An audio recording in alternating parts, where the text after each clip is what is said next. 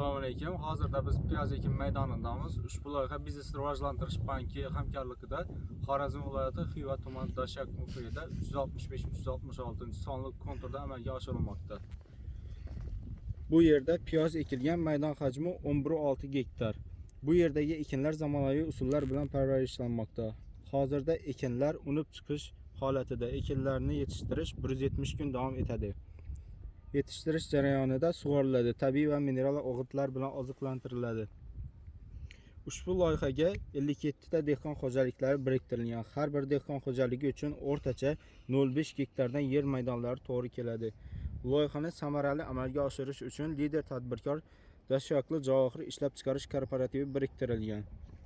Ushbu loyiha bo'yicha har bir gektardan 25 tonna jami 250 tonna hosil olish rejalashtirilgan. Mazkur ekin yig'ishtirib olingandan so'ng ikkinchi ekinga ham yuqori daromadli ekin turini ekish orqali yer egalarining daromadlari yanada oshirilib boriladi.